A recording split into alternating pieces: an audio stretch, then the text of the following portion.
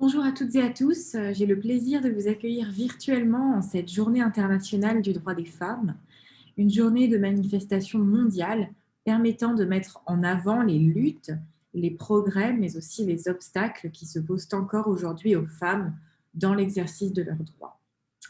En ces temps où la crise sanitaire tend à modifier en profondeur notre société, comment ne pas évoquer ce sujet brûlant qu'est l'impact des confinements successifs sur les violences faites aux femmes. Le Conseil départemental de l'accès au droit de Meurthe-et-Moselle, dont je suis la secrétaire générale, a ainsi choisi de consacrer, en partenariat avec France Victimes 54, un temps de débat sur l'impact des confinements successifs sur les violences faites aux femmes et surtout sur la manière dont les acteurs de la sphère socio-judiciaire se sont adaptés afin de prendre en charge les victimes dans un contexte où la promiscuité accentuée entre victimes et auteurs de violences a exacerbé les difficultés de signalement. Alors, brièvement, pour ceux qui ne connaissent pas bien nos structures, les conseils départementaux de l'accès au droit sont des groupements d'intérêt public dont la vocation est de mettre en œuvre et de coordonner une politique locale de l'accès au droit. Ils recensent à ce titre les différents besoins à l'échelle du département et met en place tous les dispositifs nécessaires pour que chaque citoyen puisse connaître et exercer ses droits.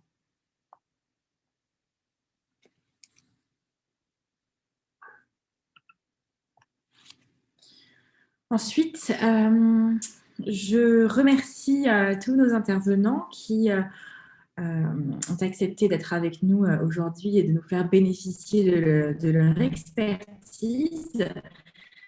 Ces intervenants ont véritablement été en première ligne durant la crise sanitaire et nous les remercions à la fois pour leur service et encore une fois pour avoir bien voulu être avec nous aujourd'hui.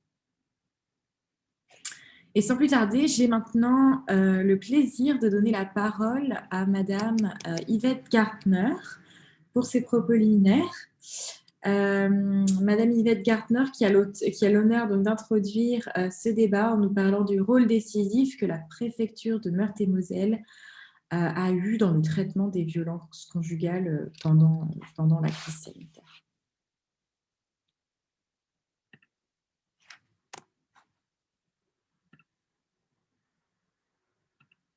Sur cette journée.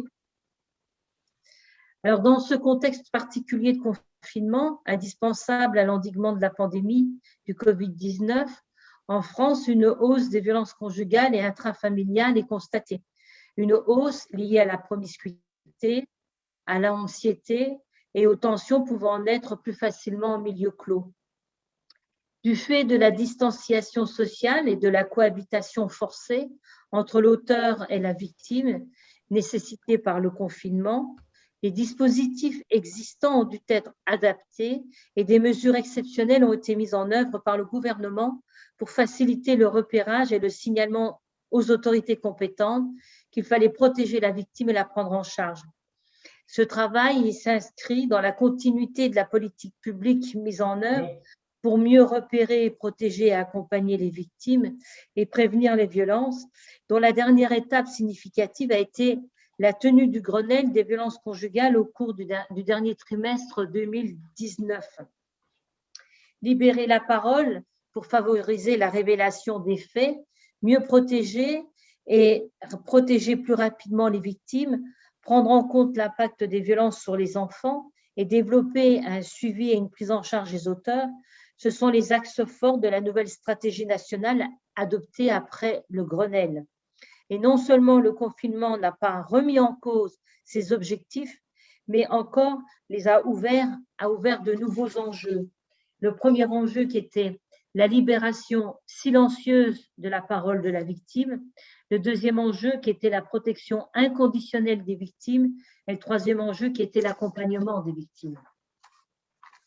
Toutes les administrations, institutions, collectivités locales, associations, hôpitaux, entreprises ont été mobilisées. Très vite, il est constaté une situation dégradée au sein de certaines familles et une augmentation de ces violences. Alors, quelques chiffres au plan national. Il y a une évolution des dépôts de plainte.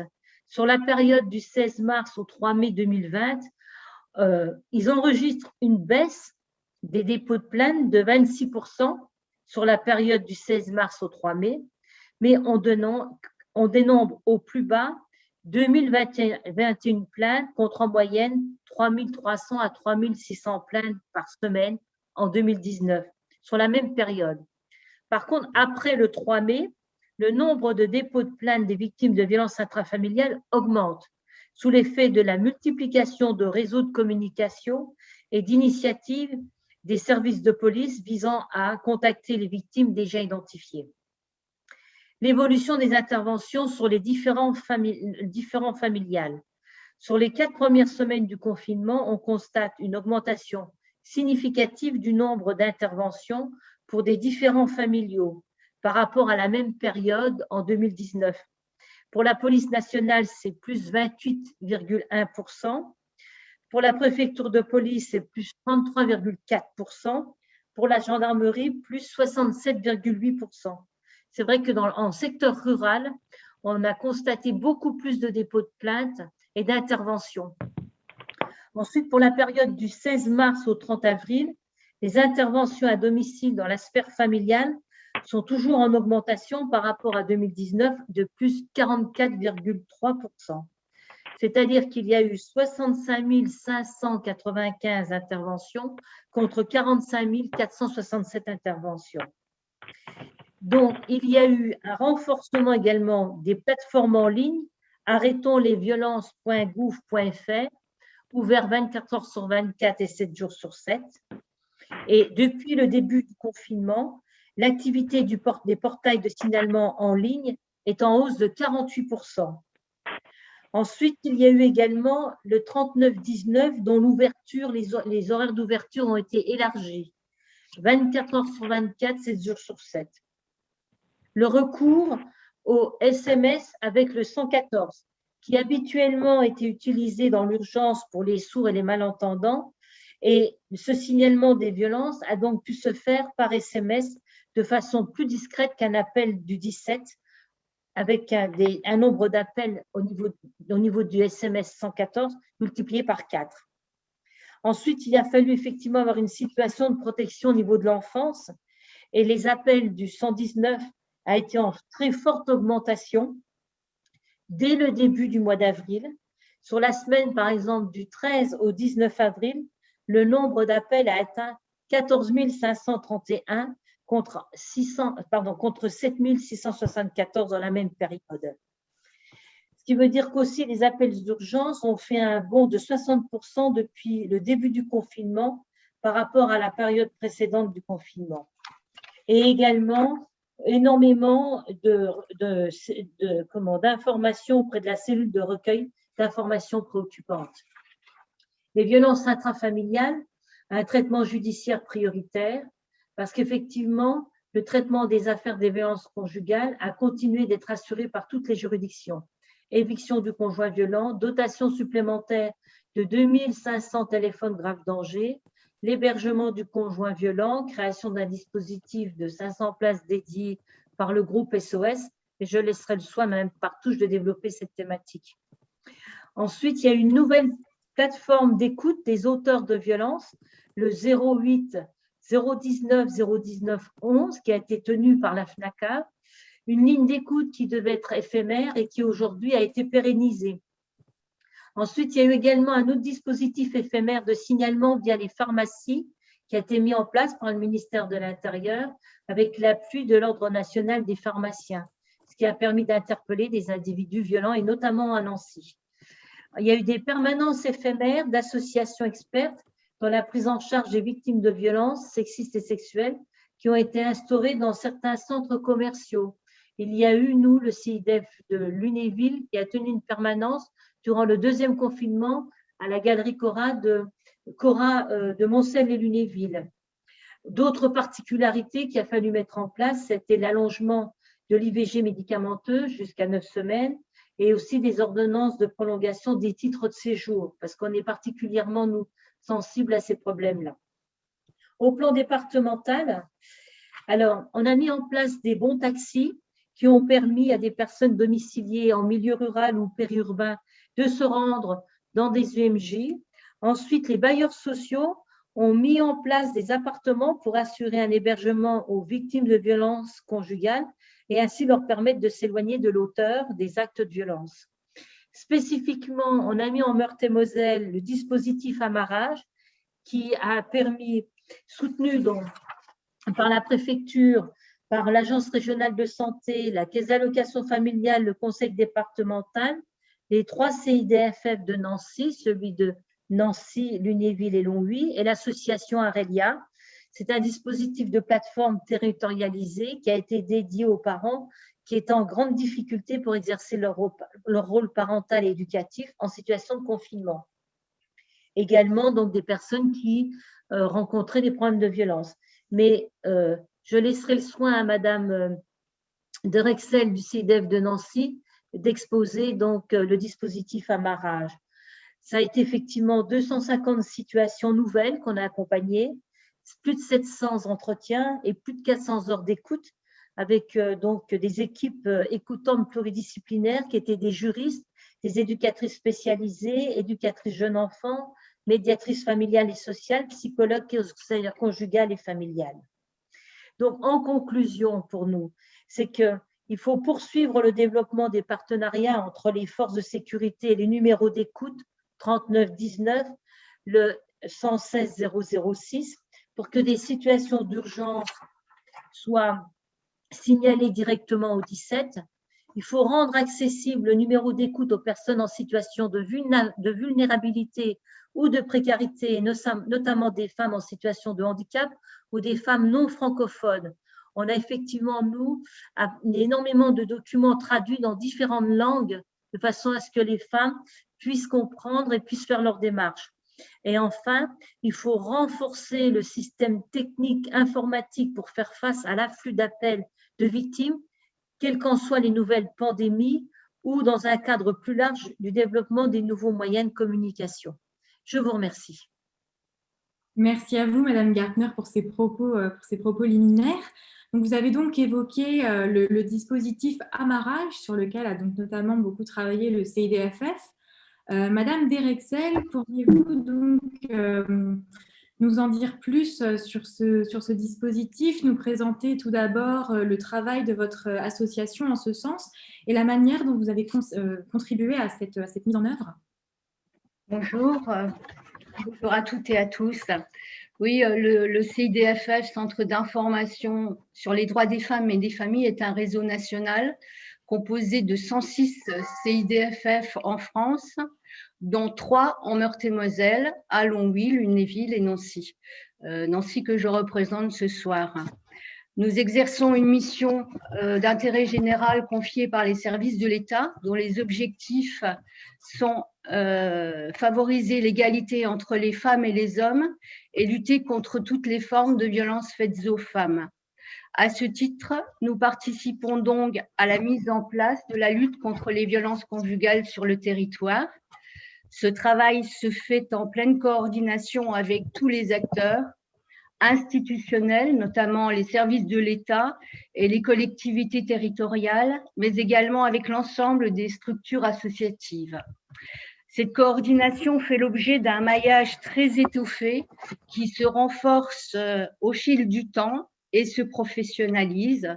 Madame Gartner nous indiquait tout à l'heure les nombreuses avancées qui ont eu lieu en 2020 et qui sont autant de ressources supplémentaires favorables au repérage, à la prise en compte et à l'accompagnement des situations de violence conjugale les plus diverses.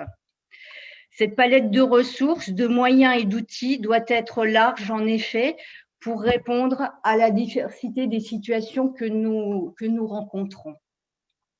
En ce qui concerne le CIDF, nous sommes en position d'accueillir les personnes victimes de violences conjugales dans un cadre neutre pour apporter un éclairage, une information juridique et pour entendre, recueillir la parole également à travers le conseil conjugal et familial, mais également à travers l'ensemble de nos autres services dédiés à la parentalité, à la conjugalité, à l'insertion socio-professionnelle et à travers l'ensemble de nos autres activités. Chacun de nos professionnels assure sa part d'écoute, d'information, d'accompagnement et d'orientation des publics dans les démarches à entreprendre pour chaque personne à un moment T. Alors en 2020, finalement, l'activité a été plus forte en ce qui nous concerne. Nous avons accompagné 440 demandes pour des faits de violence conjugale, donc pour des faits de violence.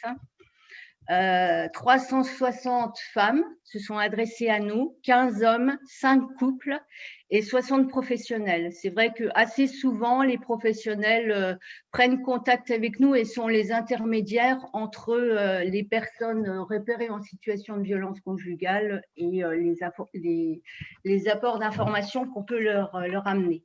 975 entretiens, dont 875 concernaient des violences au sein du couple. Donc, ça concerne, je le rappelle, l'activité du CIDF de Nancy. On voit qu'on a vraiment affaire à un problème vraiment fort, structurel, lourd et très large. Alors, en ce qui concerne la période de confinement, nous avons tous été assez surpris dans un premier temps et même inquiétés parce qu'il y a eu un très large silence, c'est-à-dire que nos services, l'ensemble de nos services, et y compris ceux de nos partenaires, restaient ouverts, mais finalement, enfin, restaient ouverts à distance, mais on n'avait pas d'appel. Donc, on s'est inquiété. C'est la raison pour laquelle, avec les services de l'État, les collectivités territoriales, le conseil départemental, l'agence régionale de la santé, on a mis en place un dispositif proactif nommé Amarrage, avec une coordination sur l'ensemble du territoire départemental. Y étaient associés nos 3 CIDF, l'association Arelia et le conseil départemental. On a monté un système de communication en direction de tous les acteurs du territoire pour faire connaître ce dispositif et pour qu'il puisse être sollicité autant que de besoin. Donc, comme l'indiquait Madame Gartner, il y avait vraiment une palette très large de professionnels, des psychologues, des juristes, des éducateurs, des conseillers conjugaux et familiaux, des médiateurs familiaux qui étaient mobilisés pour répondre à toutes les questions et pour accompagner toutes les situations les plus compliquées qu'on a pu rencontrer. Donc, 250 situations ont été accompagnées, notamment pour des personnes qui étaient déjà exposées à des violences conjugales et dont le confinement renforçait les difficultés et les violences au sein du couple. On a rencontré aussi ou accompagné beaucoup de situations de personnes qui avaient besoin de guidance parentale dans ces contextes de couples en difficulté. Et voilà, les équipes juridiques ont fait également lien avec tous les dispositifs existants et l'association France Victimes pour que des démarches puissent être engagées. Voilà, sans vouloir être trop longue, je vais dire que aujourd'hui, sur l'ensemble de notre territoire, comme on se connaît bien, comme on a l'habitude de travailler, comme on a un réseau de professionnels très attentifs, très vigilants, on est en capacité à tout moment d'inventer des réponses pour pouvoir accompagner dans les meilleures conditions les personnes qui rencontrent des difficultés. Voilà. On est aussi aidé en cela par le contexte actuel qui rend beaucoup plus visible la problématique, par les mesures nouvelles qui sont mises en place. Et tout ça permet de faire non seulement sortir du silence des personnes qui sont en difficulté, mais également d'activer les bons dispositifs. Voilà. Je vais en finir là parce que je pense qu'il y a beaucoup de prises de parole et l'important est de voir aussi comment chacun se saisit du problème. Je vous remercie, Madame Derexel, merci beaucoup pour cette présentation. Rapprochons-nous maintenant un peu plus près encore de la sphère judiciaire. Madame Partouche, pourriez-vous nous parler plus en profondeur du traitement judiciaire des violences conjugales pendant la pandémie et le rôle du parquet en fait dans la coordination de tout ce maillage partenarial justement et de toutes ces instructions données aux différents acteurs? Oui. Merci Mme Broury. Effectivement, alors on fait plus que se rapprocher de l'activité judiciaire. Hein, là, avec le parquet, on est au cœur.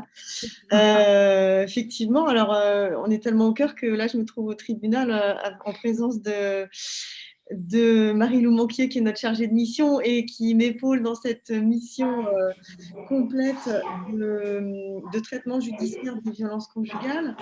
En effet, alors je l'ai dit tout à l'heure, hein, je suis la magistrate référente au parquet pour les violences intrafamiliales et l'aide aux victimes. Et la thématique que vous avez dégagée, alors elle est particulièrement pertinente hein, puisque vous me sollicitez sur deux axes qui sont la coordination des partenaires et la gestion de l'urgence. Pendant cette période particulière de confinement, ou en tout cas sur cette année particulière 2020 que nous venons de vivre, et les confinements, parce qu'on en a vécu deux quand même, hein, sauf erreur de ma part, on a eu deux périodes de confinement. Alors j'ai dénombré, clairement, ça, sauf erreur, 10 semaines de confinement dans notre région, hein, plus le couvre-feu qui a suivi. Alors, les questions que vous posez, cette problématique-là de la continuation de la coordination des partenaires, des acteurs dans des temps d'urgence, encore une fois, elle est particulièrement pertinente. Le magistrat du parquet, c'est le magistrat de l'urgence hein, par définition. En parquet, on fait de la gestion de crise. Une enquête judiciaire, c'est une crise. Et dans ces domaines-là, c'est une crise conjugale. Et puis, quand on sait que de surcroît, le parquet est devenu, dans le système judiciaire, la plaque tournante, la gare de triage des affaires et des situations qui sont remontées à l'autorité judiciaire, et la problématique que vous posez, elle est au cœur de notre activité de tous les jours. Alors, pour parler concret, pour nous, sur cette année, depuis le 16 mars de l'année dernière, l'urgence Covid, ça a été la mise en sécurité, la sécurisation des victimes. Madame Gartner a tout à l'heure rappelé les enjeux très forts hein, qu'il y avait dans le traitement des violences conjugales et qui ont été exposés comme tels lors du Grenelle. Il y en avait trois, elle les a donnés, la libération de la parole, la mise en sécurité, donc la protection inconditionnelle des victimes, et le troisième, c'était l'accompagnement de ces victimes. Alors, on agit sur ces trois volets. La libération de la parole, Mme Gartner tout à l'heure a brossé le tableau de tous les outils qui ont été expérimentés, qui sont venus au jour et qui perdurent pour la plupart pour libérer cette parole, les dépôts de plainte, alors les numéros verts, les SMS, les dénonciations dans les pharmacies, les permanences dans les supermarchés, etc. Je ne reviendrai pas là-dessus, alors sauf si les questions viennent, je peux y revenir. Mais deuxième enjeu, c'est la protection inconditionnelle des victimes. Je me suis fait communiquer les chiffres de l'année 2020 pour revenir à votre intitulé, puisque c'est quand même la journée du droit des femmes, hein, des droits des femmes. Sur les affaires pénales traitées par le parquet de Nancy, 80% des victimes de violences intrafamiliales sont des femmes de manière certaine. De manière certaine également, 10% sont des hommes. Alors, ça ne veut pas dire que les 10% restants sont transgenres ou cisgenres, c'est simplement que le sexe n'a pas été renseigné. On a le sexe de l'auteur, mais on n'a pas le sexe de la victime. Donc, en tout cas, de manière certaine, 80% des victimes sont des femmes. Donc, la réalité correspond bien aux représentations qu'on peut en avoir dans ces affaires-là. Voilà. Protection, mise en sécurité des victimes, avec pour nous l'enjeu majeur qui a été de ne pas céder à la facilité, qui aurait consisté à exfiltrer le conjoint violent pour mettre fin à la situation. Donc on avait une ligne de crête, et on l'a toujours, hein, qui s'est dégagée assez rapidement, qui a consisté à mettre fin à la situation dangereuse le plus rapidement possible, tout en respectant les prescriptions légales et en s'astreignant à notre ligne de conduite qui était que c'est bien le conjoint violent qui doit être éloigné.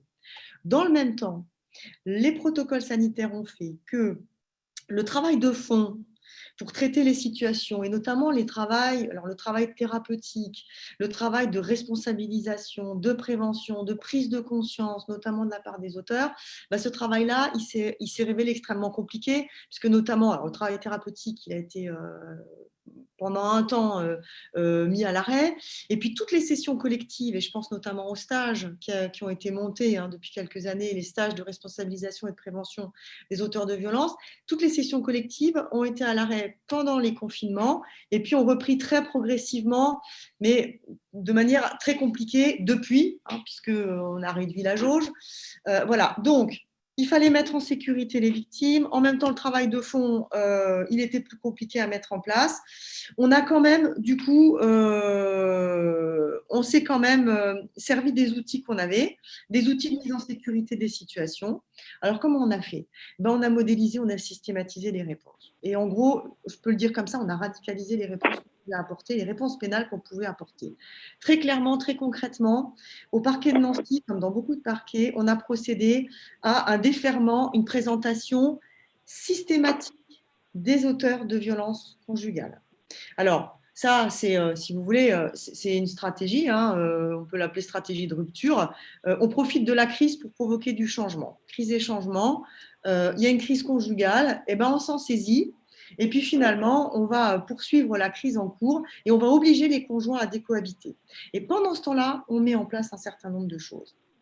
Donc, on éloigne le conjoint violent, on l'oblige à faire un travail, alors travail thérapeutique, puisque on dira sans doute plus tard, les intervenants sociaux sont mieux à même que moi pour en parler, mais très souvent quand même, les crises conjugales, elles ont lieu sur fond d'alcoolisation ou de toxicomanie, voire de polyaddiction de la part des conjoints violents, parce que c'est de la violence pulsionnelle, mais il y a quand même des déclencheurs et des facilitateurs du passage à l'acte. Donc, il y a un travail thérapeutique à faire. Il y a un travail de responsabilisation sur la conjugopathie à faire. Donc, tout ça, on a les outils. Mais on profite d'un éloignement du conjoint pour le mettre en place. Il y a à gérer également le devenir du couple. Alors, continuation de la vie conjugale ou pas, ou séparation. La question des enfants, j'y reviendrai, je bouclerai là-dessus.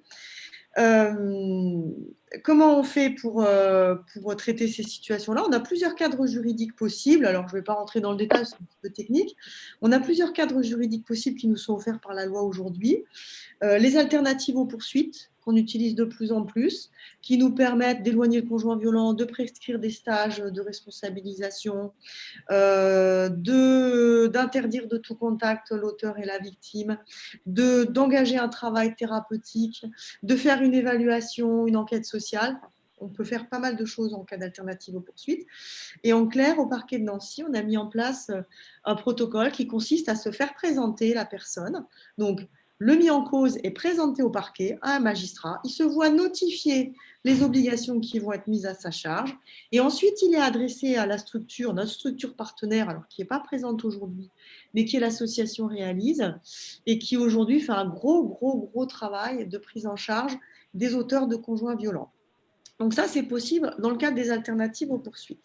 On a un deuxième cadre juridique qui est le contrôle judiciaire, en présententiel donc, quand au parquet, on a décidé de poursuivre les auteurs et qu'on estime qu'il y a des mesures de sûreté à prendre avant que le tribunal se prononce au fond sur la situation.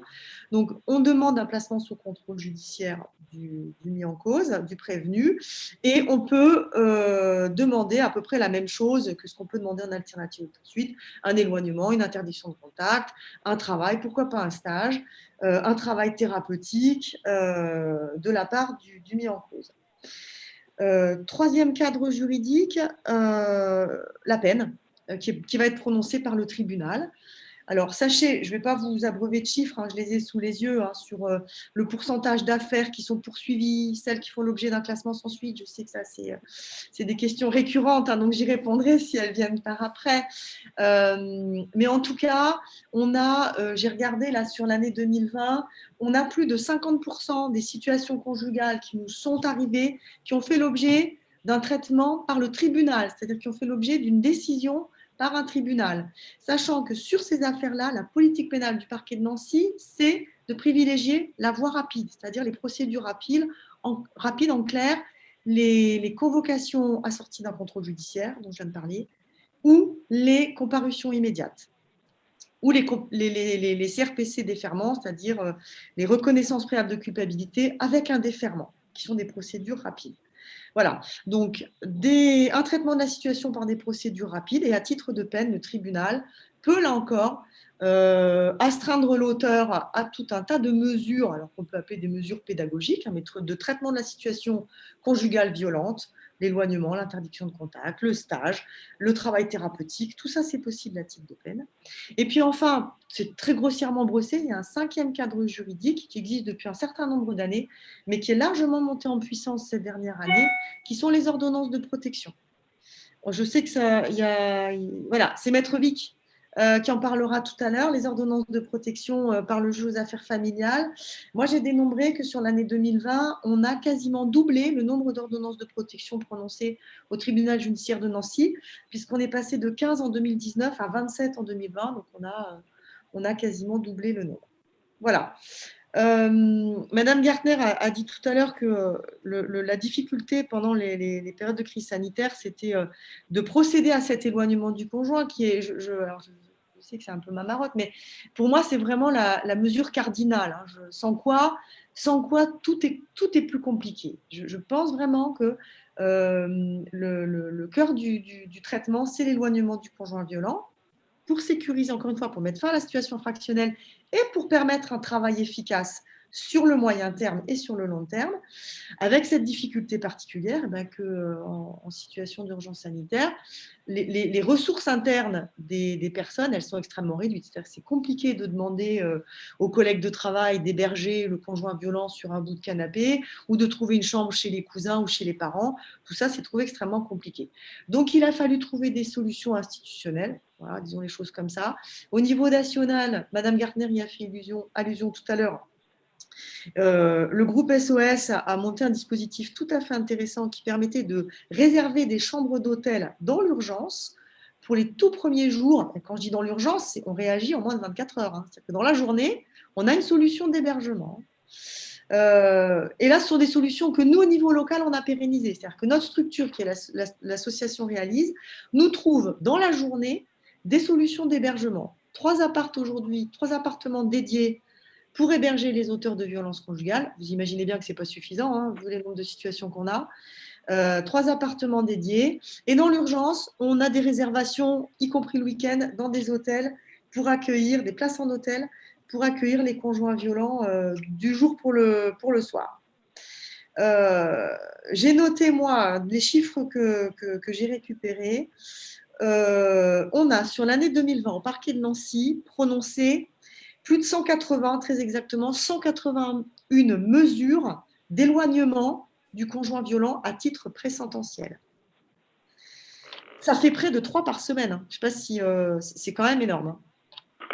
Voilà, sur l'année 2020. D'autres outils qui seront développés tout à l'heure pour sécuriser les situations et mettre fin aux situations dangereuses et violentes pour les personnes. Le téléphone grave danger, alors là, France Victime, Hélène Joly en parlera plus longuement. Elle vous expliquera qu'on est passé en 2020 d'une flotte de 12 appareils à 15, et puis aujourd'hui, on est à 20 appareils depuis la fin de l'année 2020. 20 téléphones grave danger qui sont, alors aujourd'hui, on est à plus de 15 attribués, hein, on est en train d'attribuer les tout derniers.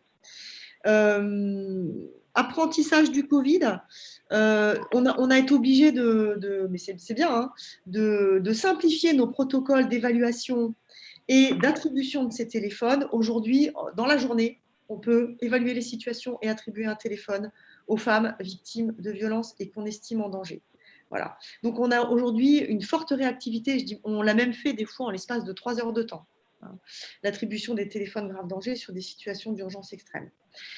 Pour venir compléter l'arsenal et dans le prolongement du téléphone grave danger, le législateur s'est inspiré de législations voisines au niveau européen et nous a doté du bracelet anti-rapprochement dans la foulée du téléphone grave danger. Alors, on vous en parlera sans doute un petit peu tout à l'heure également, qui consiste à doter alors, les deux protagonistes, à la fois l'auteur et la victime, d'un dispositif.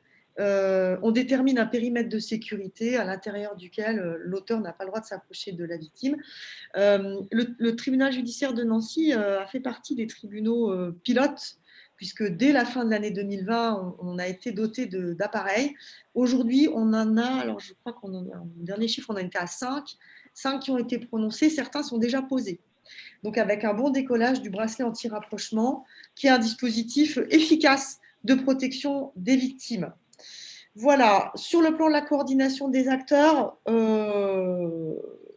bon, les périodes de confinement nous ont obligés à raccourcir nos circuits d'information. Nous, depuis le parquet, c'est vrai qu'on a une vision un petit peu, on a une vision privilégiée, on a une place privilégiée puisque on pilote les dispositifs partenariaux et on est en lien avec l'ensemble des acteurs. Ce qu'on a été amené à faire, et je dis on, c'est un on collectif, hein, c'est que l'ensemble des partenaires ont été amenés à travailler ensemble sans forcément passer par le parquet.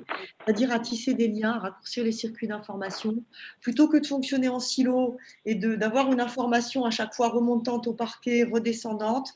Aujourd'hui, très clairement, on a des ponts qui ont été jetés entre les différents acteurs, une coordination qui se fait entre l'accompagnement des victimes, disons des femmes victimes, puisque c'est notre thème aujourd'hui, et la prise en charge des auteurs, que ce soit les structures associatives, la coordination aussi par le secteur hospitalier. Alors, nous, au parquet, il faut qu'on travaille encore la poutre, hein, du côté du secteur hospitalier, j'en ai bien conscience, mais le docteur Marchand vous en parlera un petit peu plus tout à l'heure. En tout cas, clairement, le travail de coordination, il a été accéléré très grandement par les situations d'urgence.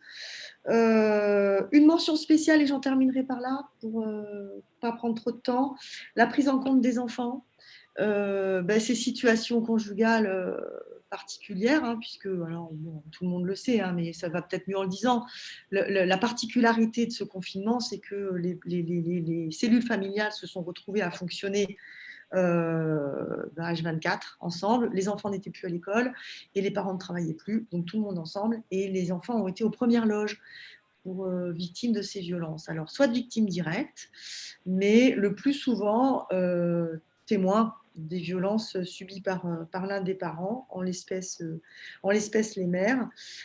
Donc, mention spéciale pour ces situations-là. Ça nous a obligés très rapidement, ce qu'on n'avait pas forcément encore beaucoup travaillé, ça nous a obligés à réfléchir et à mettre en œuvre la mise à l'abri et la préservation, la protection des enfants. On s'est rendu compte que le parent victime, c'est encore plus compliqué pour lui de mettre à l'abri les enfants pendant la période de crise sanitaire, puisque tout le monde était confiné à la maison. Il y avait une coprésence permanente de tous les acteurs, donc ça nous a obligés à prendre le problème à bras-le-corps. On a des outils législatifs, puisqu'il y a une circonstance aggravante qui a été créée, hein, les violences commises par le conjoint sur son conjoint en présence des enfants sont particulièrement réprimées. Et nous, très clairement, on a systématisé une évaluation, une transmission des procédures en double exemplaire avec une évaluation, une transmission immédiate au conseil départemental pour une évaluation par la cellule de recueil d'informations préoccupantes, la CRIP, qu'on appelle en Meurthe-et-Moselle la CEMA. la cellule d'évaluation, via le parquet mineur. Donc, ça nous a obligés en interne à articuler entre la permanence du parquet majeur, le parquet mineur, la cellule de recueil d'informations préoccupantes pour prendre en compte la dimension protection de l'enfance dans ces situations-là.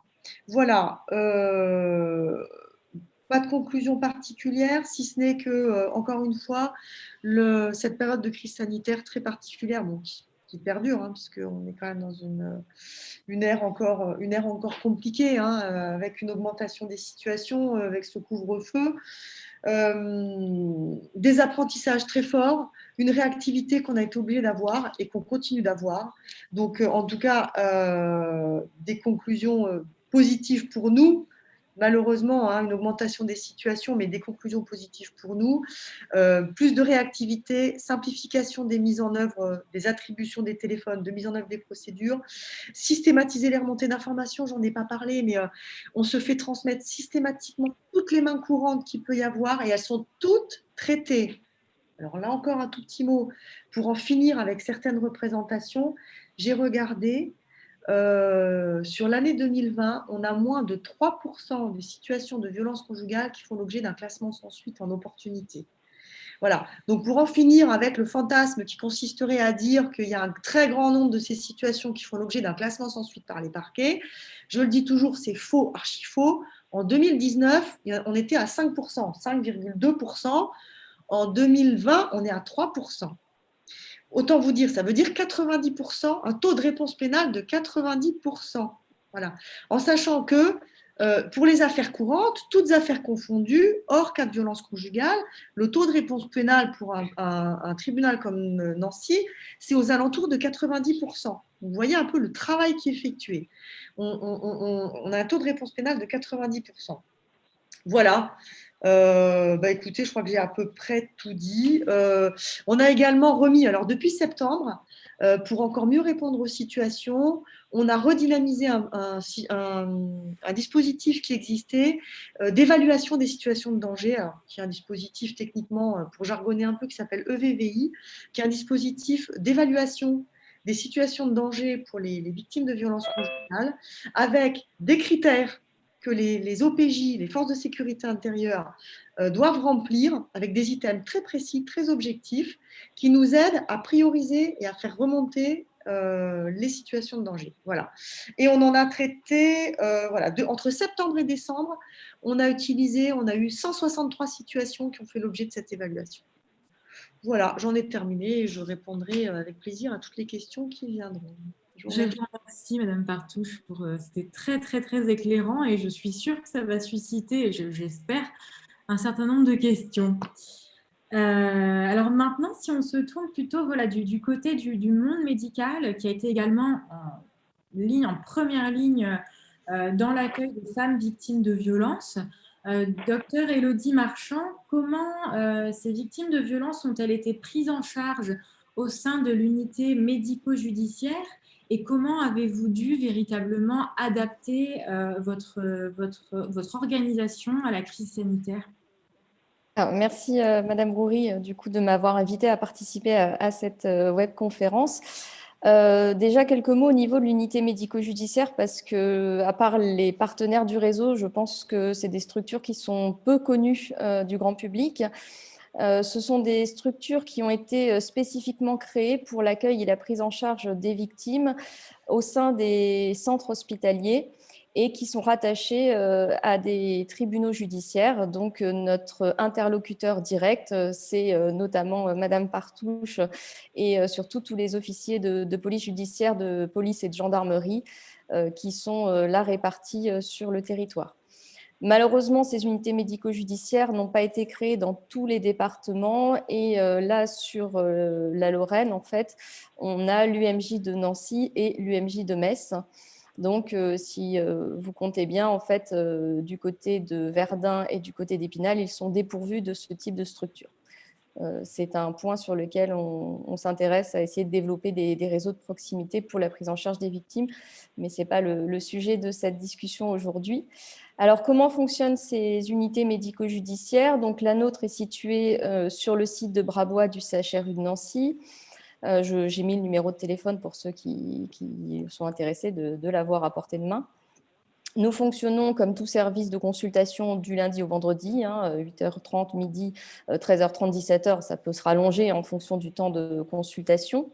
Notre accueil s'effectue uniquement sur rendez-vous, donc principalement par les appels de la police-gendarmerie, donc sur la réquisition. Donc c'est une injonction faite à notre service de répondre à certains termes de mission et notamment d'examiner les victimes, d'évaluer le retentissement des violences sur ces victimes, de nous prononcer sur la compatibilité entre les lésions observées et ce que la victime a décrit, et surtout de fixer ce qu'on appelle une incapacité totale de travail, aussi notée ITT, qui correspond à une durée de gêne notable, c'est important sur le notable, d'effectuer des gestes de la vie courante. Donc, aucun rapport avec l'activité professionnelle, c'est souvent malheureusement confondu.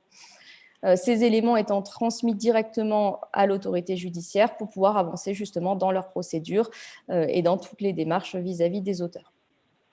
Nous avons également, dans le cadre des violences conjugales, une petite spécificité qui est de proposer pour les victimes de violences conjugales des consultations hors cadre de la réquisition à partir du moment où elles sont orientées en fait via le réseau qui prend contact avec nous parce qu'il considère qu'il y a nécessité d'effectuer un examen de ces victimes et d'établir des certificats pour qu'elles puissent avoir les documents si par la suite elles désirent porter plainte.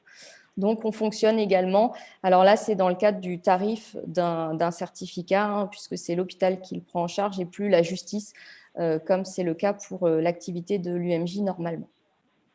À noter également que nous avons une permanence de médecine légale, donc un médecin légiste est disponible 24 heures sur 24, 7 jours sur 7, et donc notamment la nuit et bien sûr les week-ends, samedi, dimanche, dans le cadre des situations d'urgence, quand notamment il y a des gardes à vue en cours et que les victimes doivent être vues durant le temps de cette garde à vue, ce qui est fréquemment le cas pour les violences conjugales.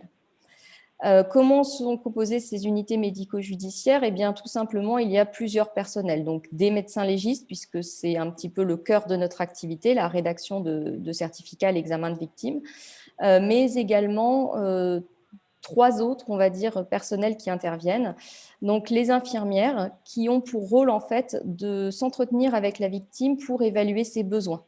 C'est majoritairement le cas dans le cadre des violences conjugales, où on fait un petit peu le point sur la situation, où en est la victime, est-ce qu'il y avait déjà eu des dépôts de plainte, est-ce qu'elle est prise en charge par des associations, par des psychologues, est-ce qu'elle a des structures d'hébergement, etc. Donc, le temps infirmier est très important à ce niveau-là.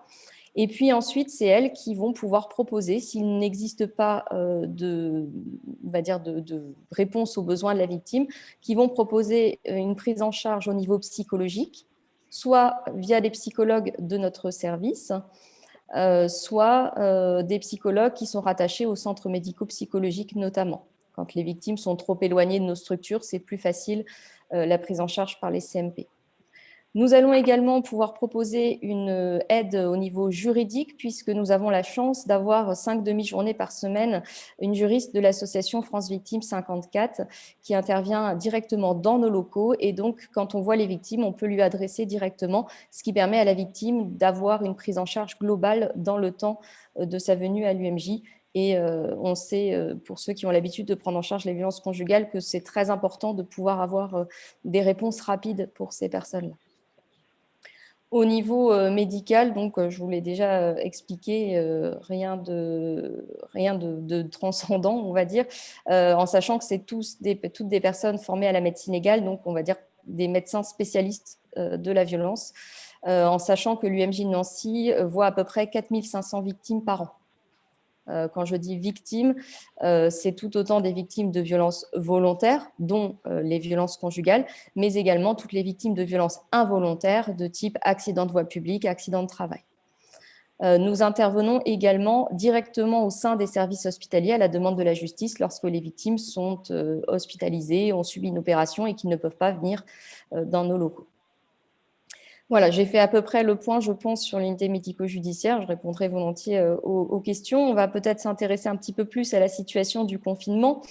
Alors, lorsque le confinement a été prononcé, donc je parle du premier confinement, nous avons reçu directement nos instructions de notre interlocuteur principal, qui est donc le parquet de Nancy, le procureur de la République de Nancy, qui avait transmis comme instruction à ses collaborateurs que les victimes qui avaient des certificats médicaux avec cette fameuse ITT de noter ne devaient plus être adressées vers nos services pour éviter les risques de contamination, de propagation du virus, limiter le rassemblement de personnes. En revanche, cette demande ne s'est jamais appliquée aux violences conjugales. Il leur a toujours été dit que dès qu'une violence conjugale venait déposer plainte et qu'il y avait nécessité d'un examen et d'une prise en charge à l'UMJ, le rendez-vous devait être pris, même si elle avait déjà vu un médecin, même si elle avait déjà eu un certificat et déjà eu une fixation d'ITT. Donc finalement, nous, notre activité dans le cadre des violences conjugales ne devait pas être modifiée par rapport à la situation de confinement. En revanche, là où notre activité a été impactée, c'était sur l'organisation du travail des psychologues et des juristes qui, malheureusement, ont demandé d'effectuer du télétravail, donc ont été obligés de travailler de chez elles avec les adaptations, on va dire, téléphoniques, ordinateurs, etc., qui étaient nécessaires. Nos psychologues ont également été pas dire réquisitionnés, mais en tout cas demandés par le réseau pour effectuer des suivis téléphoniques pour le personnel, les écoutes, les réponses, les soutiens aux professionnels de santé, aux professionnels dans la crise sanitaire. Donc, on avait moins cette possibilité de prise en charge psychologique immédiate, mais on a réussi quand même à s'organiser très rapidement et à ne pas avoir des délais trop longs, surtout pour la prise en charge au niveau des victimes. Et également, pareil, pour les juristes, l'association France Victimes 54 avait également fait son organisation pour que de toute façon, il y ait toujours cette réponse à apporter aux victimes. Mais c'était à ce niveau-là surtout que notre structure était impactée, puisque les médecins, nous étions toujours sur notre planning. Heureusement, peu d'entre nous ont été malades d'ailleurs, ce qui a limité les risques. On a toujours fonctionné avec la permanence, donc aucun problème à ce niveau-là.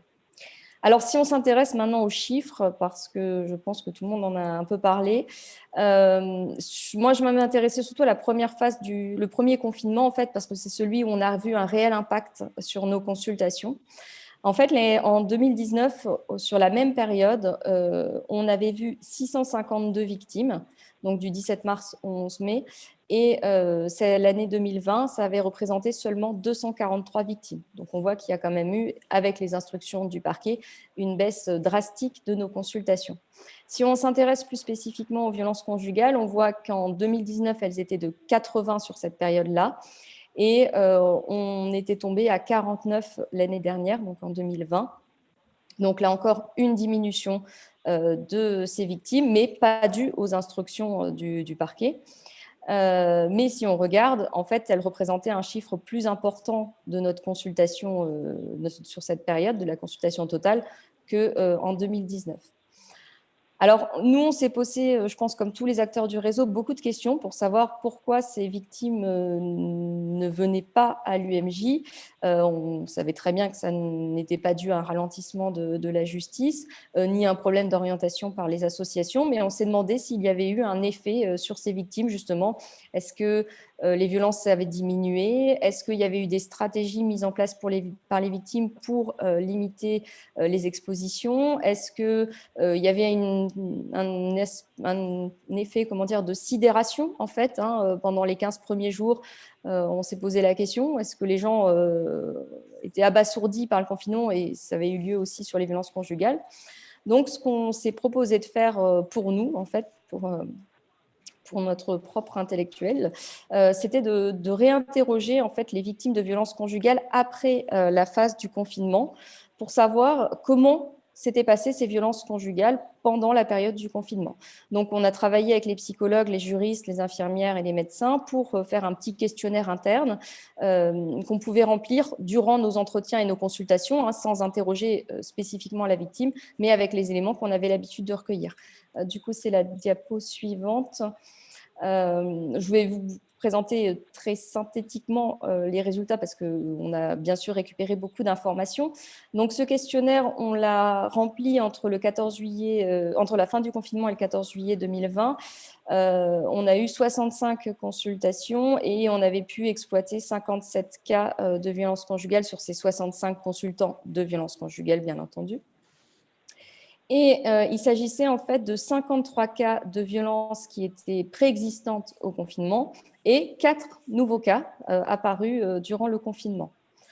Lorsqu'on a demandé à ces victimes si la violence avait augmenté, diminué ou avait été stable pendant la période, elles ont répondu, je dis elles parce qu'il n'y avait qu'un seul homme dans ces violences conjugales, elles ont répondu pour 22 cas qu'il y avait eu augmentation de ces violences, dans 11 cas, une diminution et dans 20 cas, une stabilité. Donc, quasi autant augmentation et stabilité, en sachant que les augmentations étaient majoritairement au niveau psychologique, violences psychologiques, et dans une seconde place, les violences physiques.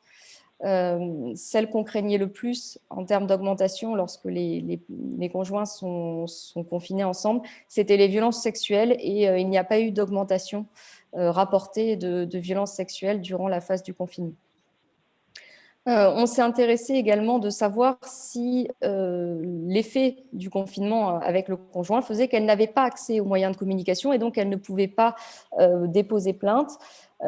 Et en fait, sur les 57 cas interrogés, dans 47 cas, elles avaient parfaitement moyen de communiquer avec leurs proches. D'ailleurs, elles s'étaient entretenues, elles en avaient discuté.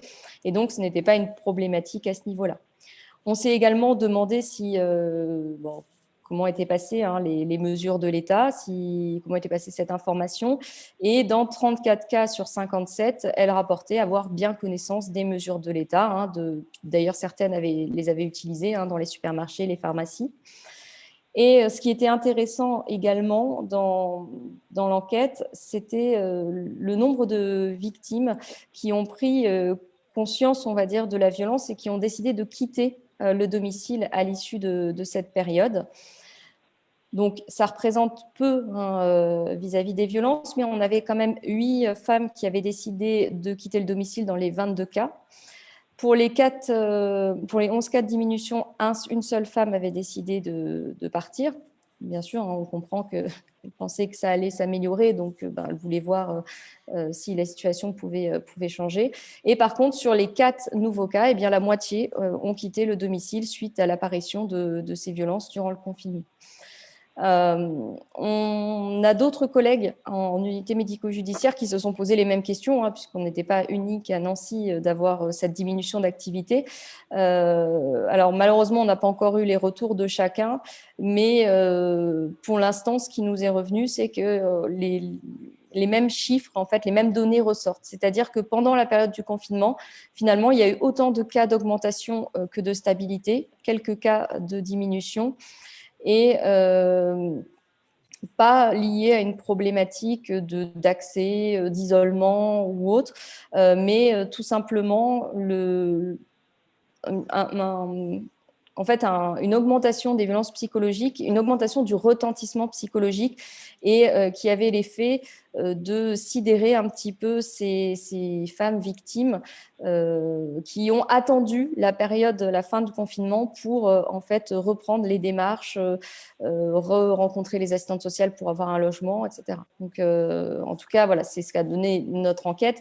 Bien sûr, c'est un biais, puisque nous avons déjà un biais, vu que les victimes qui viennent chez nous sont adressées par la justice dans la majorité des cas, donc ont déjà déposé plainte, donc sont déjà dans une démarche un petit peu particulière par rapport à d'autres victimes qui sont prises en charge dans les associations. Mais c'était quand même assez intéressant d'avoir ce retour sur ces violences conjugales. Alors après, bien sûr, on a arrêté ce questionnaire parce qu'on s'est dit quand même qu'au bout de plusieurs semaines après la fin du confinement, c'était compliqué d'interroger les femmes sur ce qui s'était passé durant le confinement. Les souvenirs se mélangent et la période devenait un petit peu trop éloignée.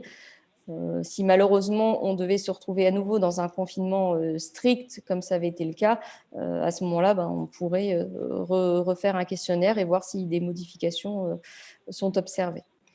Un petit mot juste sur effectivement la prise en charge hospitalière des victimes.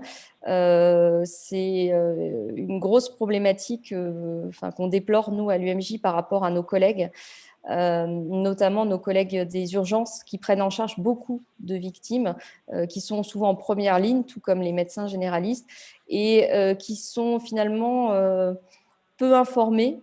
Alors, pas à cause du réseau, hein, mais aussi par eux-mêmes. Ils ont beaucoup de choses à gérer en même temps, mais sur justement quelles sont les possibilités, qu'est-ce qu'il faut proposer à ces victimes.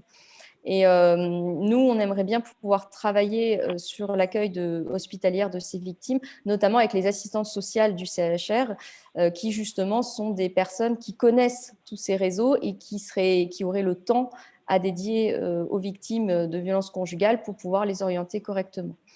Là, ce que j'ai décidé également de faire moi cet été avec des étudiants en stage dans notre service, c'est également de développer nos moyens de communication, d'information sur l'unité médico-judiciaire et nos partenaires vis-à-vis du CHR et d'aller un peu plus présenter ces systèmes-là, parce que même au CHR, l'unité médico-judiciaire est assez méconnue de nos collègues hospitaliers. On intervient également pour la formation des jeunes médecins généralistes et on espère pouvoir intervenir également au niveau du conseil départemental de l'ordre pour pouvoir informer également les médecins généralistes, puisque ça fait partie aussi de notre travail de médecine légale de pouvoir informer et former les médecins à ce type de situation. Donc, si jamais certains d'entre vous souhaitent que les psychologues, que les infirmières, que moi-même, nous intervenions auprès de différents professionnels de santé, que ce soit des médecins ou des paramédicaux, surtout n'hésitez pas à nous solliciter. On est vraiment très contents de pouvoir présenter notre structure. Voilà. J'espère que je n'ai pas été trop longue. Merci beaucoup, Dr Marchand, pour cette intervention. Alors, je vois que le temps file comme une flèche. Concernant maintenant plutôt les dispositifs spécifiques destinés à protéger et à accompagner les femmes victimes de violences, donc on les a un petit peu déjà évoqués, mais Madame Hélène Joly de l'association France Victimes 54, pouvez-vous nous en dire plus sur le rôle de votre association ?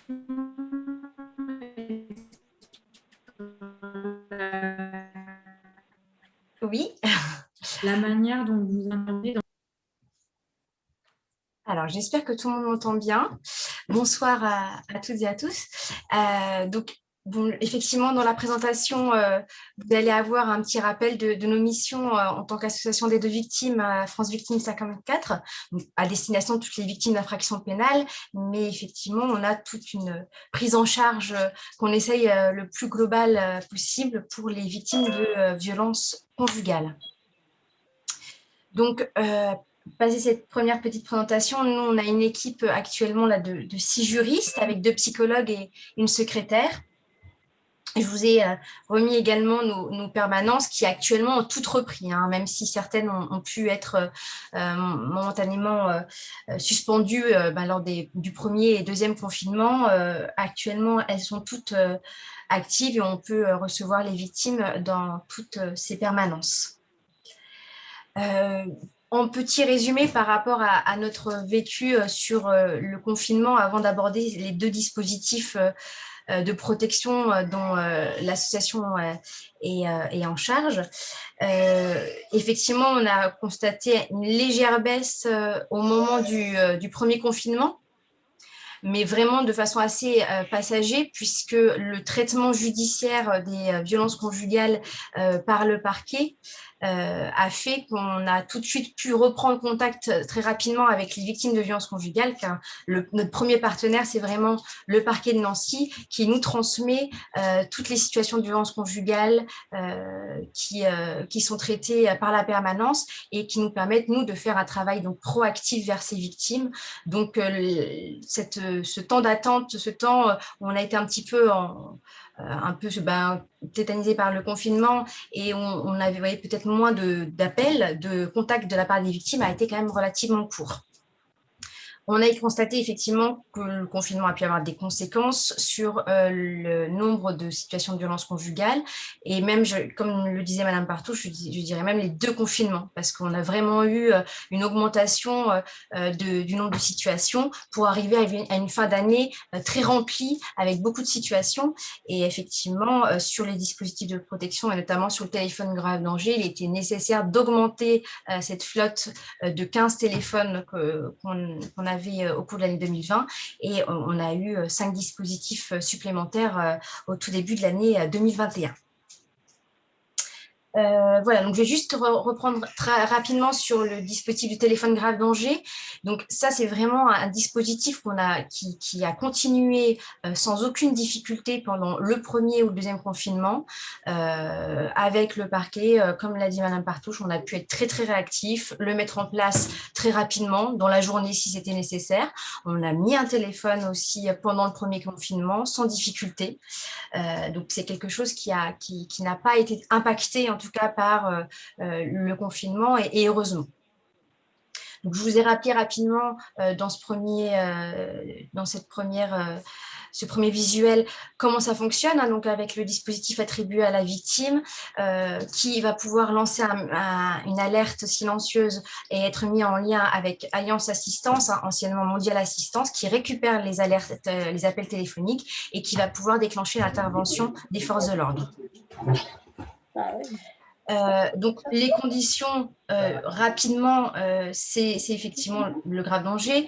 Une interdiction d'entrer en contact, à savoir qu'elle reste une condition, mais il existe maintenant des exceptions où on peut en mettre grâce à la loi Pradier de 2019. Forcément une séparation entre la victime et l'auteur des violences et une absence de cohabitation. Toujours soumis à l'accord du procureur, mais également au consentement de la victime. Hein. Donc, voilà pour les conditions d'attribution. Donc, le téléphone grave danger, actuellement, donc, on en a 20 et le dispositif a vraiment bien marché, même pendant les confinements. Est arrivé en fin d'année donc un deuxième dispositif de protection qui est le bracelet anti-rapprochement. Le tribunal judiciaire de Nancy, on a effectivement mis en place 6 actuellement. On a eu un de plus récemment, avec un seul dispositif qui est attribué, c'est-à-dire que les autres dispositifs sont en attente. Donc, pour rappel sur le principe, comment ça fonctionne, donc là, on est par contre sur vraiment deux dispositifs, un bracelet attribué à l'auteur des violences, qui va nous permettre de le géolocaliser en permanence, et un mobile, une sorte de mobile qui est attribué à la victime et qu'elle va aussi garder en permanence. Donc, cette géolocalisation en permanence des deux protagonistes va nous permettre vraiment d'assurer une distance entre l'auteur de violence et la victime, et d'agir dès qu'il y a la moindre approche. Donc, on va revoir également pour ce dispositif les conditions. Donc, on est forcément dans des situations d'extrême danger, on est peut-être dans des situations qui nous inquiètent encore plus que pour celles où on va penser au téléphone grave danger, parce que le bracelet anti-rapprochement a une efficacité bien plus importante, puisque la géolocalisation en permanence, sans nécessité d'alerte, va être très, très concrète. Donc, il faut également l'accord de la victime et de l'auteur des faits, à savoir que pour l'auteur des faits, ça peut venir en balance sur la possibilité d'échapper à une incarcération. Ça, c'est en fonction de la mesure qui a pu donner lieu à l'attribution d'un bracelet anti-rapprochement. Il faut une interdiction d'entrer en contact avec la victime et de se rendre dans certains lieux. Donc, cette interdiction, on va pouvoir la voir dans plusieurs mesures, décisions judiciaires et à différents moments. Ça peut être dans le cadre d'une ordonnance de protection, dont parlera Maître Vic. Ça peut être dans le cadre d'un contrôle judiciaire, donc avant un jugement. Ça peut être également dans le cadre d'un jugement correctionnel et même par la suite dans le cadre d'un aménagement de peine par le juge d'application des peines. Donc, le dispositif est vraiment possible tout au long de la procédure et on essaye de le rendre accessible à tout moment. Donc voilà, je vous ai remis à côté les différentes décisions judiciaires. Donc comment ça fonctionne concrètement? on a donc la victime qui a son dispositif, l'auteur également, et on va déterminer, donc ça ce sera dans la décision judiciaire, 2 zones. Une première zone de préalerte, où si l'auteur des violences l'a franchi, le téléopérateur va contacter l'auteur des violences, lui demander de s'éloigner, et en même temps on va aussi contacter la victime pour lui dire voilà, il y a déjà eu un premier franchissement de cette première zone et on va l'inviter également à se mettre à l'abri. Et forcément, si l'auteur ne répond pas à la demande du téléopérateur ou s'il franchit la deuxième zone, qui est la zone d'alerte, on a l'intervention des forces de l'ordre et avec cette géolocalisation qui permet de savoir exactement où il se trouve. Voilà sur ces 2 dispositifs qui apportent une réelle protection aux victimes de violences conjugales. À savoir que, voilà, je vais juste finir, donc ça, je vous ai mis juste un petit visuel sur nous, comment on fonctionne à l'association par rapport à ces dispositifs. On est là pour essayer de repérer les situations et transmettre au parquet. On est aussi là pour recevoir les situations qui pourraient inquiéter les partenaires du territoire. Et après attribution, forcément, comme toute situation qu'on connaît, on va proposer à la victime un accompagnement psychologique, un accompagnement juridique, la possibilité d'être mis en lien avec les partenaires et on va également suivre la situation de l'auteur des faits pour être le plus efficace possible. Je finis juste sur, effectivement, la Fédération France Victimes 54, donc, à laquelle nous, on appartient, qui, au cours de l'année 2020, a créé un dernier dispositif, enfin, plutôt un outil à destination des victimes de violences conjugales qui s'appelle Mémo de vie. Comme on l'a dit précédemment, c'est vrai que les victimes pouvaient quand même avoir accès à tout ce qui était outils informatiques ou à son téléphone. Et donc, il a été voulu de créer cette plateforme pour les victimes de violences conjugales pour qu'elles puissent avoir différents outils à disposition, principalement de pouvoir avoir accès à des ressources fiables avec accès à tous les stations d'écoute, le 114, tous les droits auxquels elle pouvait se poser des questions, comment partir du domicile, comment déposer plainte, les plateformes de signalement. Donc vraiment un accès à beaucoup de ressources et aussi avoir accès à des outils très concrets qui pourraient les aider au quotidien. Et cela a vraiment été pensé pour les victimes qui sont encore au domicile avec l'auteur des violences.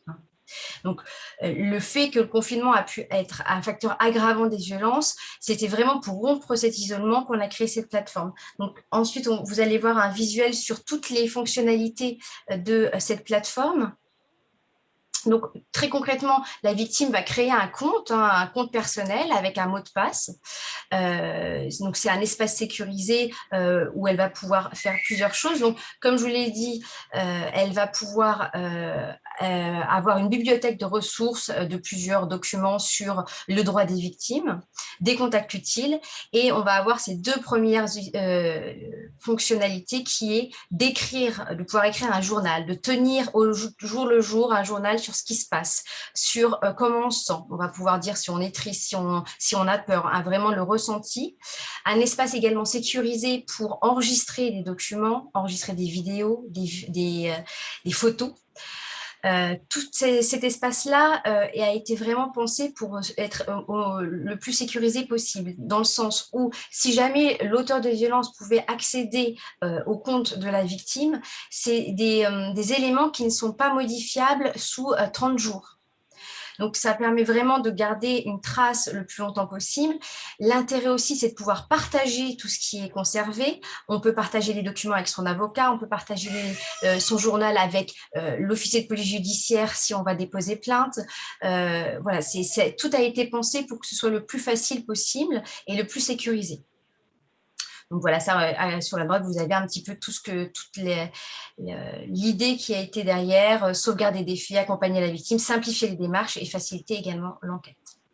Voilà, c'est pour cette plateforme Mémo de vie, à savoir qu'il y a une formation très courte d'1 heure proposée par France Victimes en visio, donc qui est accessible à tout professionnel et qui permet vraiment de bien comprendre comment ça fonctionne et de pouvoir derrière d'en parler aux personnes, aux victimes qu'on pourrait rencontrer.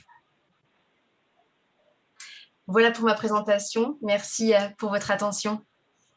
Je vous remercie pour la présentation de tous ces dispositifs, Madame Joly.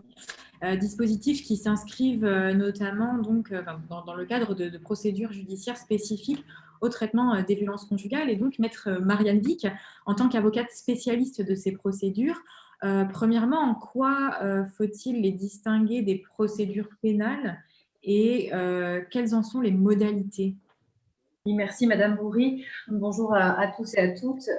Alors, l'ordonnance de protection, c'est mon domaine d'intervention aujourd'hui. C'est une procédure civile qui est distincte de la procédure pénale, mais qui pour autant va pouvoir s'adosser à cette procédure pénale, s'en nourrir et la compléter le cas échéant pour traiter vraiment le volet familial de la famille. Puisqu'on sait que les violences qu'on évoque à l'heure actuelle, elles se passent une fois que la porte est fermée, que personne ne voit rien et qu'après, les victimes sont très en demande d'avoir une solution, d'encadrer leur quotidien. Et leur quotidien, ça va être souvent les questions relatives aux enfants, de savoir comment aménager tout ça pour que ça puisse fonctionner, parce que même si l'auteur des violences va peut-être faire l'objet d'un évincement, pour autant, il conserve ses droits vis-à-vis des enfants. Donc, le fait de donner une solution en civil sur les droits des enfants, sur le logement de la famille, va être très utile pour les victimes des violences. C'est un dispositif qui existe depuis plusieurs années.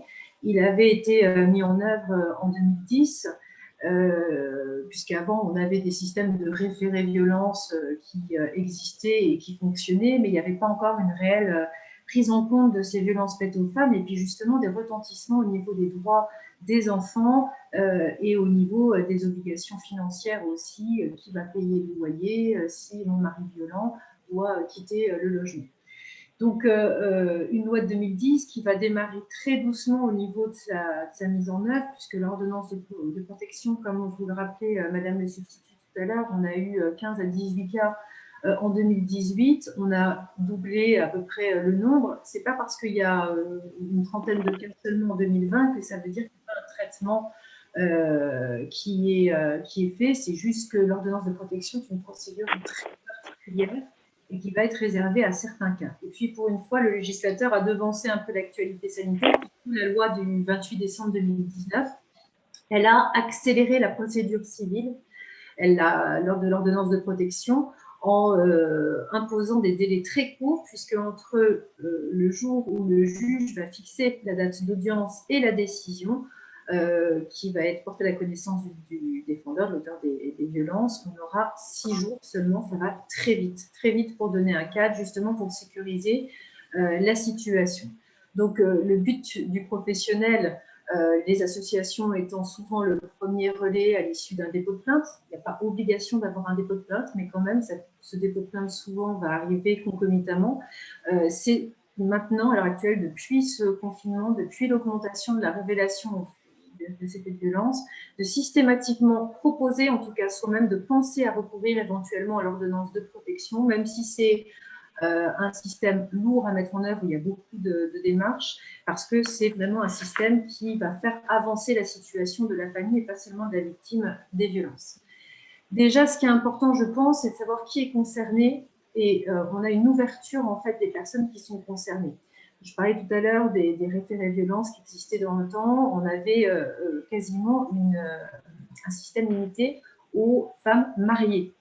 Évidemment, la société évolue, le droit souvent évolue plus doucement. Maintenant, c'est aussi bien les personnes qui sont taxées que les personnes qui vivent ensemble, mais même les personnes ne vivant pas ensemble. Et ça, c'est quelque chose de très important parce qu'on voit beaucoup de situations qui arrivent aussi dans nos bureaux en consultation de personnes n'ayant pas de vie commune ou ayant eu une vie commune mais qui s'est arrêtée.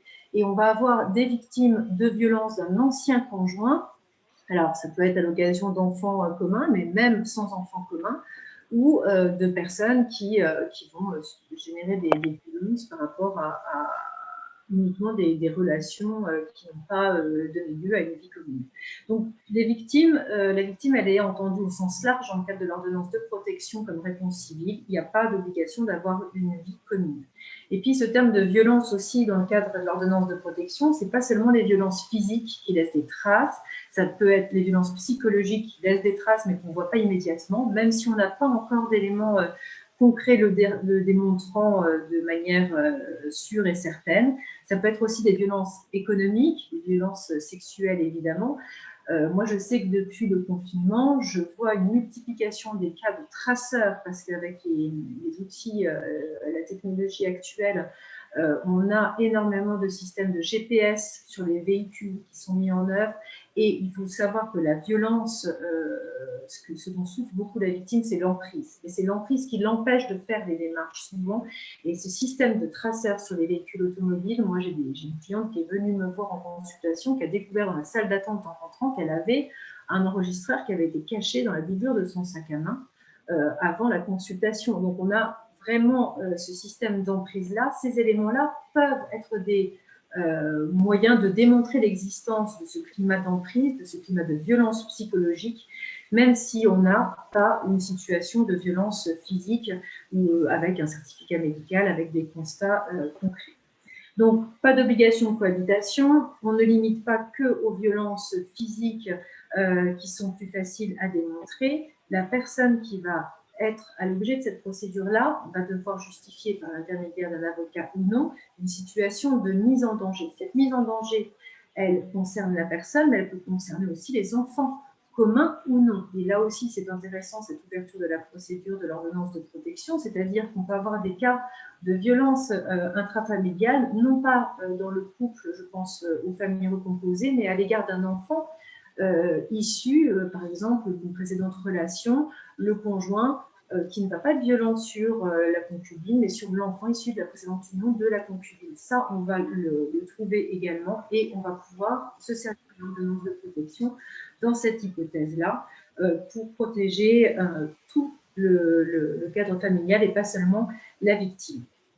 La condition qu'il va falloir remplir, et c'est là où on a une évolution vraiment importante de ce système d'ordonnance de protection depuis la création de cette réponse civile, c'est les conditions de recevabilité. Au début, dans le texte, il était exigé de démontrer l'existence de violences, donc au sens large du terme, vraisemblables. Et ça relevait du pouvoir d'appréciation souverain du juge du fond que de démontrer l'existence, de se savoir convaincu de l'existence de ces violences vraisemblables. Donc, il n'y a même pas besoin d'un dépôt de plainte. Si on donne des éléments au juge démontrant qu'on a ce tissu-là, on peut obtenir la délivrance d'une ordonnance de protection. Et on a, avant la crise sanitaire, une évolution jurisprudentielle fixant le fait qu'il fallait justifier un danger actuel.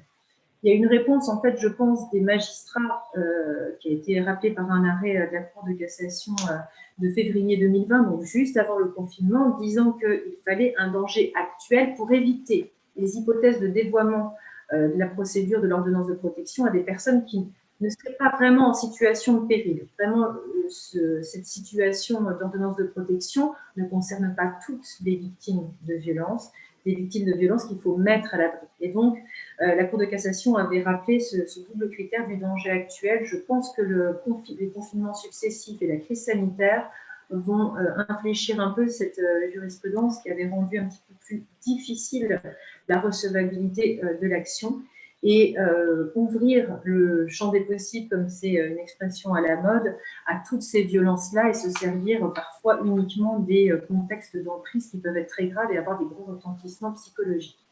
Alors, comment faire? Parce que la procédure, elle va pouvoir être mise en œuvre par l'intermédiaire d'un avocat, mais parfois, les personnes auront comme relais les associations, ne vont pas forcément tout de suite avoir le rendez-vous avec l'avocat ou vouloir mettre en œuvre, pour des raisons de discrétion, cette procédure seule. C'est possible, l'avocat n'est pas obligatoire. Maintenant, il est clair que c'est plus facile de mettre en œuvre la procédure par l'intermédiaire d'un avocat qui connaîtra les moyens. Alors, bon, le problème de la compétence territoriale, en général, ça ne pose pas de difficulté puisque les personnes sont toutes dans le ressort du tribunal qui va être concerné.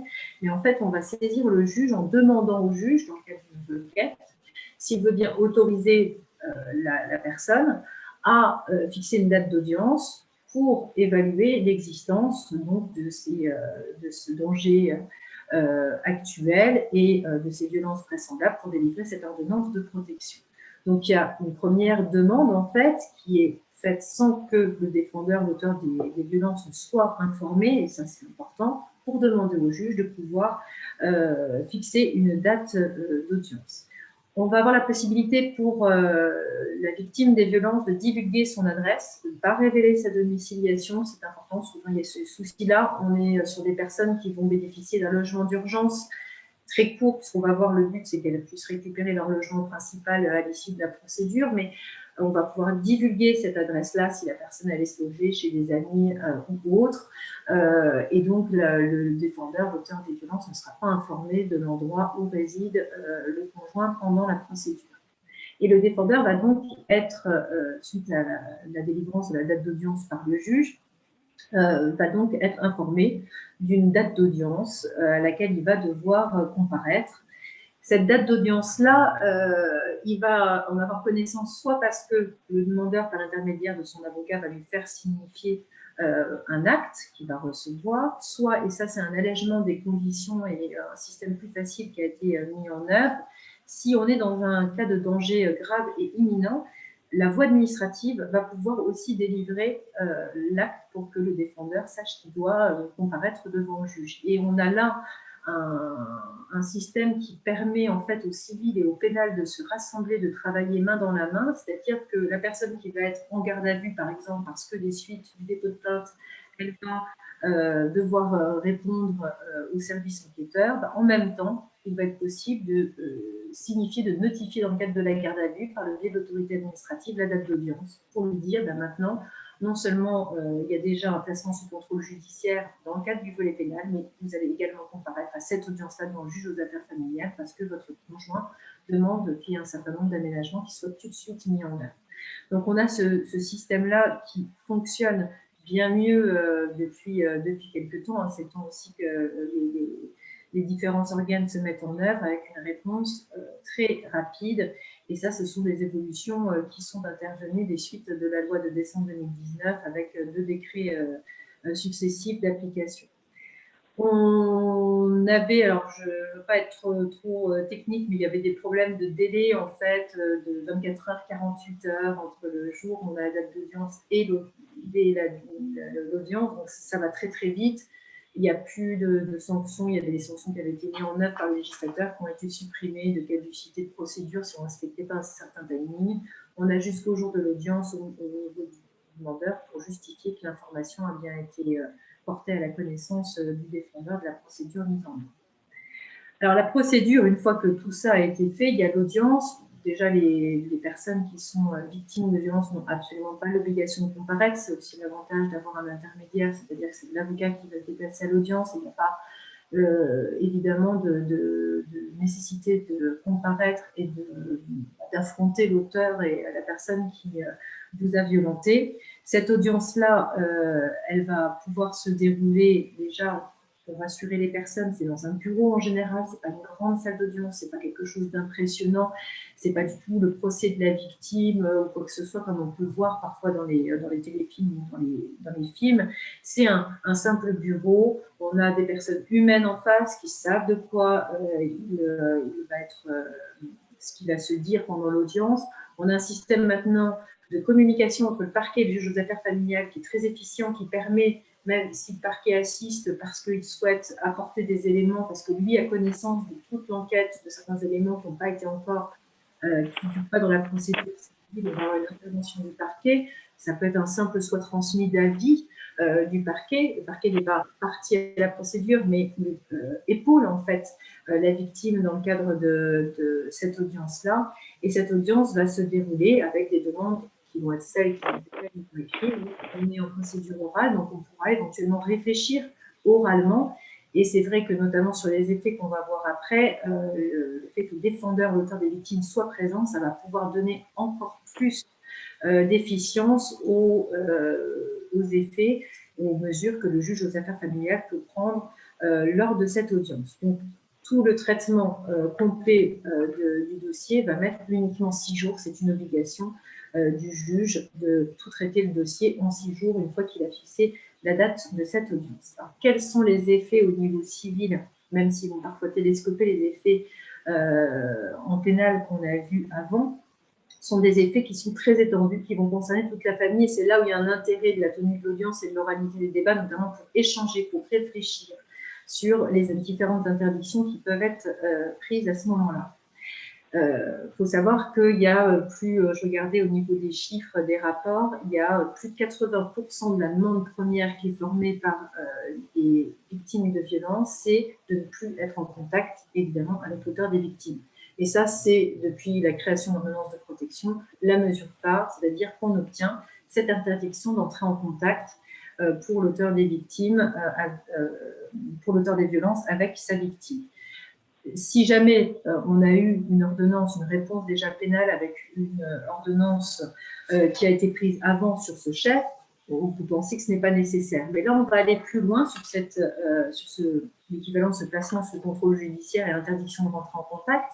On va pouvoir interdire des lieux de vie pour entrer en contact. Et là, c'est là qu'on peut se poser la question. Si on a des enfants en bas âge, je vois dans un dossier l'interdiction de zones à fréquenter, c'est un lieu désigné comme le dit le texte, ça ne va pas pouvoir être le parc où se rend habituellement la mère avec les enfants à la sortie de l'école, ça va être évidemment les alentours de l'école, du domicile, pour éviter les interférences de l'auteur des violences qui va souvent, systématiquement, tenter de rentrer à nouveau en contact avec sa victime. Et on a également, depuis la loi du 30 juillet 2020, une évolution et un principe de base qui a été mis en œuvre et qui est très très important à mon sens, c'est l'éviction systématique du domicile conjugal par l'auteur des violences. C'était une possibilité à l'origine de la création du système de l'ordonnance de protection, il y avait possibilité de demander à l'auteur des violences de partir. Là, ce n'est plus une possibilité, c'est le principe. L'auteur des violences doit quitter le domicile conjoint s'il y avait une cohabitation. Et le juge aux affaires familiales va, parce que le volet financier, la sécurité financière de la victime, ça va être un souci aussi permanent, le juge aux affaires familiales va pouvoir prévoir que l'auteur, par exemple des violences, va devoir prendre en charge les frais du logement, va devoir assumer les frais jusqu'à ce qu'on ait éventuellement une autre décision. Donc, on a une sécurisation du lieu de vie, du cadre de vie habituel de la famille et des enfants, avec un éloignement.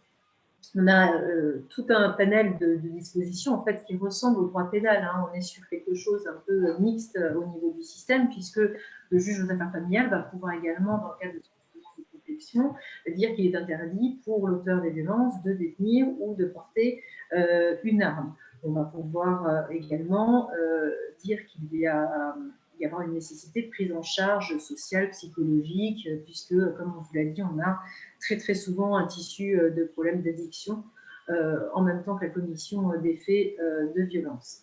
Et ces interdictions-là, c'est vrai que les outils qui sont mis en œuvre là depuis la crise sanitaire sont très très efficients et qu'on si on a la chance d'avoir bénéficié de ces systèmes de barres, de bracelets anti-rapprochement qui ont été créés à la fin de l'année 2019 par la loi de décembre 2019. Et ça, ce système-là est très efficace. Alors là, j'apprends qu'il y a un 6e, moi j'étais restée sur les 5 bracelets. Il va nécessiter le consentement de l'auteur des violences. Il est bien évident que l'auteur des violences, comparaissant à l'audience en face du juge, va être souvent beaucoup plus intimidé et très enclin à donner son aval pour ce type de mesure. Il ne l'aurait pas forcément fait dans un autre cadre, par peur d'être jugé plus sévèrement s'il ne le fait pas. Et le fait de pouvoir obtenir la mise en œuvre de ce type de système, c'est très rassurant, c'est clair pour les victimes, ça permet de les encadrer, d'encadrer, de les sécuriser pour la suite. Et évidemment, on a tout le volet plus classique, je dirais, des mesures du juge aux affaires familiales, à savoir où habitent les enfants, comment ils voient le parent auteur de violence, avec tout le panel classique, et notamment les droits de visite médiatisés, hein, qui sont fréquemment, enfin quasiment systématiquement, on a soit l'existence d'un motif grave et une suspension de droit de visite concernant l'auteur des violences, soit des droits de visite encadrés par les associations telles que Réalise, qui vont permettre de rétablir un petit peu de sécurité de la cellule familiale. Donc tout ce système-là va être mis en œuvre. Et après la décision, parce que cette décision-là, c'est important, elle est provisoire. Donc c'est pour ça qu'elle est aussi dans la pratique assez limitée. Parce que souvent, les personnes qui vont voir l'avocat et mettre en œuvre une procédure vont vouloir avoir une décision pérenne, une décision qui va s'appliquer longtemps. Or, là, on est sur une décision provisoire qui va nécessiter de ressaisir le juge aux affaires familiales pour avoir une décision au fond, avec un débat judiciaire plus classique au niveau du délai, avec du temps pour que chacun puisse préparer sa défense. Et une partie, je dirais, des victimes de violences vont être découragées par ce caractère temporaire, en fait, des mesures qui sont prises, alors que ces mesures-là, elles vont être reconduites automatiquement à partir du moment où on saisit le juge dans un délai de 6 mois. Donc, c'est tout un système, une mise en œuvre qui est complexe, mais qui permet d'avoir une solution rapide, immédiate de sécurisation de toute la famille, tant sur le lieu de vie, tant sur les temps de présence des enfants au domicile des uns et des autres, tant en ce qui concerne le volet financier. Le provisoire a au moins le mérite d'être et il peut être remodifié ensuite. C'est important aussi de savoir qu'on peut compléter l'ordonnance de protection. Je pense notamment à un déménagement de la victime pour sécuriser d'autres endroits que ceux qui étaient fréquentés initialement, et de rappeler aux personnes bénéficiant d'une ordonnance de protection que si le conjoint violent ne respecte pas les termes de l'ordonnance de protection, on va être dans le cadre d'une infraction pénale qui va pouvoir être à nouveau dénoncée. C'est une infraction nouvelle et que la victime pourra à nouveau signaler au service enquêteur si jamais l'auteur des violences ne respecte pas les termes de l'ordonnance de protection.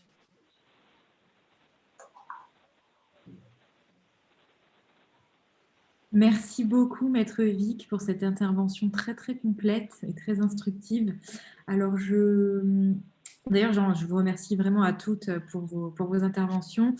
Je pense qu'on n'a pas vraiment le temps pour les questions, mais je crois qu'il n'y en avait pas. Madame Manquillier, pouvez-vous me confirmer s'il y avait des questions ou pas? Non, il n'y a pas de questions qui ont été posées sur le chat pour l'instant, en tout cas. C'est dommage, mais bon, après, c'est vrai qu'il se fait déjà bien tard.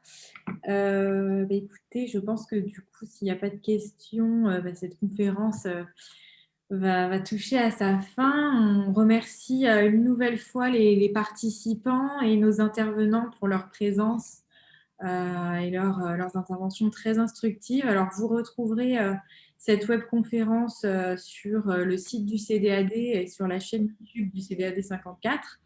N'hésitez pas à partager, et à communiquer autour de ces dispositifs, des liens et des numéros utiles que nous devons tous garder en tête pour mieux lutter pour lutter au mieux plutôt contre les violences conjugales.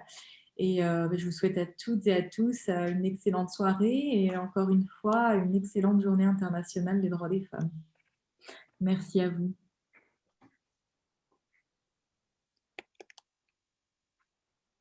Si.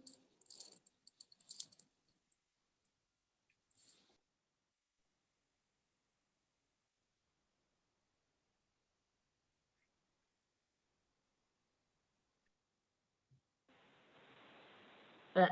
Merci beaucoup. Merci, bonne soirée. Bonne soirée à vous toutes, merci bien.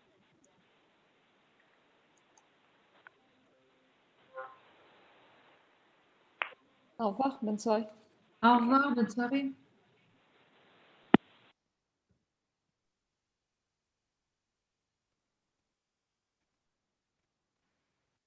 C'est quand même dommage qu'on n'ait pas eu de questions.